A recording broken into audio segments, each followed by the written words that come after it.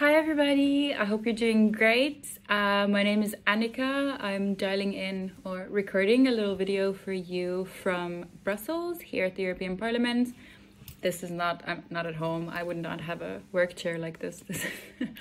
I'm in the Parliament where I work as a rights and democracy campaigner for the Greens FA group here in the European Parliament.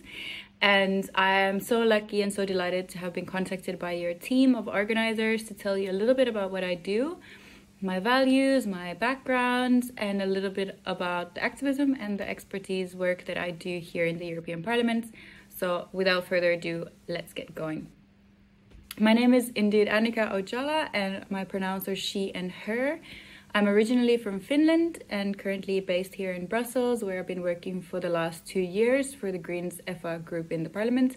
We are one of the multiple groups here in the European Parliament, and for us the values of sustainability, ecological preservation, sustainability, human rights and equality are at the core of what we do.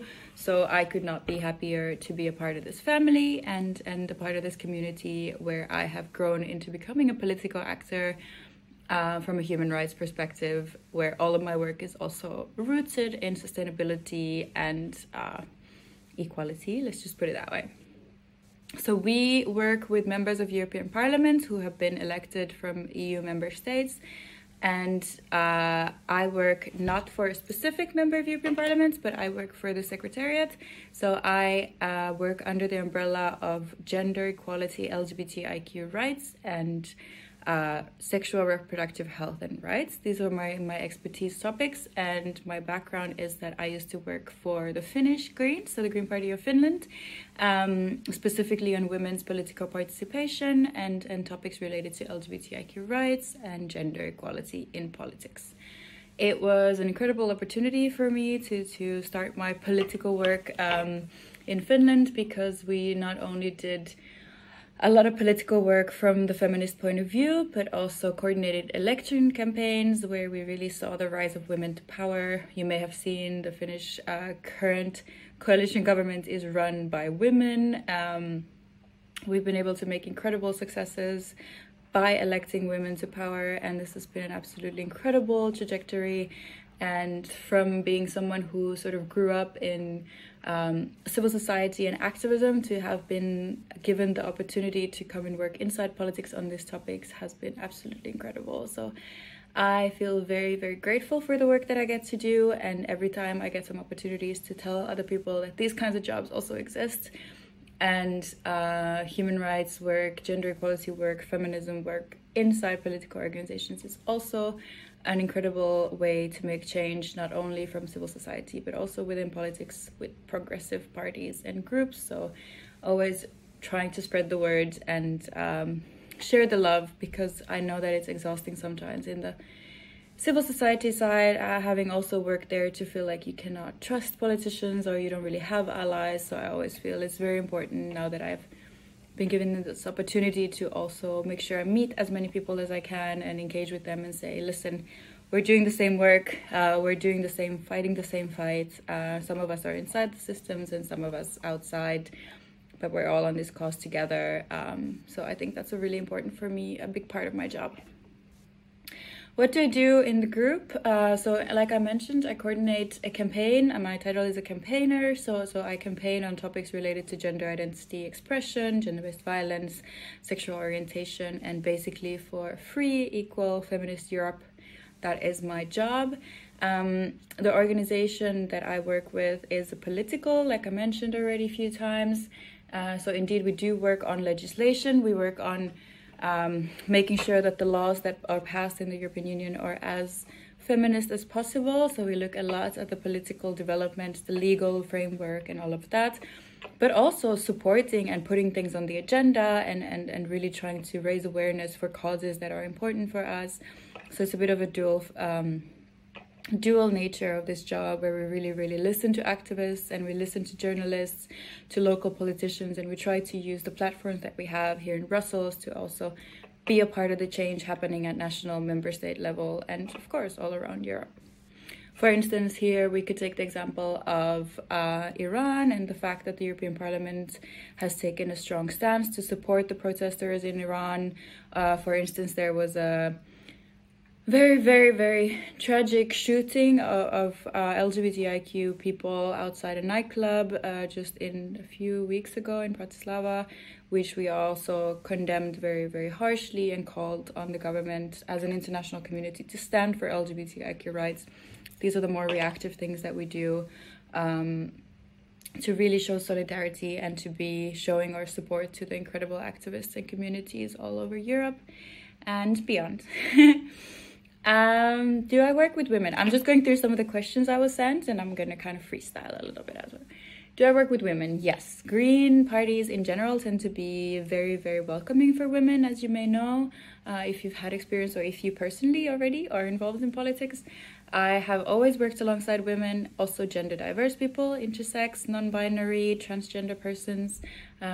We feel like the demasculinization of politics is also extremely important to make sure that we don't only elect people who are not male to these roles, but that we also have a working culture that supports different types of families, different types of care responsibilities, different types of needs. We all have different abilities.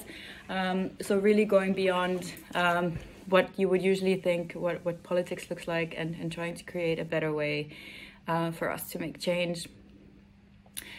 I feel that feminist leadership for me means looking over and beyond your own needs, understanding what is the world you dream of, but also understanding who is missing from the room, whose voice is not being allowed to be heard in decision-making rooms. Just electing a person because they're a woman does not mean that that is feminist leadership. We can see that a lot with women who are part of a majority, who are white women only, women with able-bodied, women who come from upper class. So these women don't necessarily really truly embody or really reflect what feminist leadership is, but that is not a bad thing necessarily, because they can learn, and they can learn how to be more inclusive and create more spaces and more room for others to also join and be elected or on the workforce, in political groups, to really, really embody the change of a feminist world through the political works, through what is in the political files, but also the way how we work. For me, it's extremely important to not only talk about having people who are not men in leadership roles, but really seeing what are we doing when we do have access to those places. Are we checking our own privileges? Are we working in a way that the capitalist society expects us to work, or are we also creating space for creativity? Do we have enough room to rest? Do we take into account the fact that people face microaggressions, sexual harassment in many places of employment? What kind of services do we have available for that? Do we have meetings in the evenings? All of these things. How are we making these spaces and distributing the power equally? I feel like is at the essence of feminist leadership for me. And another big important value for me also, you cannot be a feminist or feminist leader, let's put it that way, if you don't take intersectional oppression into account, but also take in the planetary boundaries into account, and really understanding how and why we need to address climate change from a feminist point of view, understanding the ecological barriers that we're already breaking and the destruction that the way we're living is causing right now, and putting all of that into context. And here I have a really favorite quote from Mary Robinson, who's a former president from Ireland, and she always said, climate change is a man-made problem that requires a feminist solution. And I hope that we as the Greens, whether in local regions or in national governments, city councils, or the European Parliament, we can really embody this and really seek for solutions for a more sustainable future from a truly feminist, intersectional, inclusive point of view. I think I'm asking, how can we multiply women's participation in this field? I think that it starts, there's a few big barriers that I would highlight here if we look at women's participation in politics, and then we can look at some good practices that I've learned along the way. First and big barrier for women's participation in politics is money. A second one is time. And the third one is the fact that we don't necessarily have the role models. And fourth is violence. So let's go over them quickly. Money as a barrier. Political campaigning is very expensive. We know that women earn, and non-binary and trans intersex people earn less than men in society. So also who is profiting of the work that we're doing? Who is spending more time on unpaid care work that is not showing up on our bank accounts? These are all barriers when you have to pay for your political campaign yourself, that many women and gender diverse people don't have the means to run a political campaign, because they might also have to spend a lot of times a day in unpaid care work, whether it's taking care of the elderly in the family, or the young, or the youth, or the children in the family. Because care work is so unequally distributed, there's often a lot of barriers for people to find the money and therefore the time, the free time to come and allocate to campaigning. So time, money, and there's a third one, really a big barrier is, of course, the fact that if you don't see it, it's hard to believe that you can be it. Or if the people you see, or for instance, only white women, if you only see women who are straight, women who are able-bodied, or who don't belong to a historically oppressed minority or group of people, it's extremely hard to see yourself in those roles. So this is why representation does indeed matter, but it is only one of the 4 big pillars that really is there, that we need to take down and change in our pursuit for more meaningful feminist leadership. The fourth one that I do want to mention is gender-based violence and violence against women in politics, which is something that I'm very passionate about. And here we see a big trend and a worrisome trend when it comes to online violence, cyber violence, harassing, stalking, attacks online, which are aimed to silence girls and women. Don't even get me started on non-binary people and trans people. Online spaces are not safe for people who are non-male. Of course, many men also obviously face violence, but women and girls are much more prone to this kind of sexualized violence online. And here we really need to hold both the platforms accountable, but our governments and our international policymakers to really set some ground rules, because right now the reason why this is still ongoing is because people are not held accountable. The platforms are not held accountable. And we really are trying to change that, both from the European Parliament, but also from working together with the tech companies and trying to get them to move to a more feminist space, which doesn't hinder and stop feminist progress when it comes to building better democracies. How is feminist leadership for climate justice possible? I think feminist leadership is at the essence of climate justice.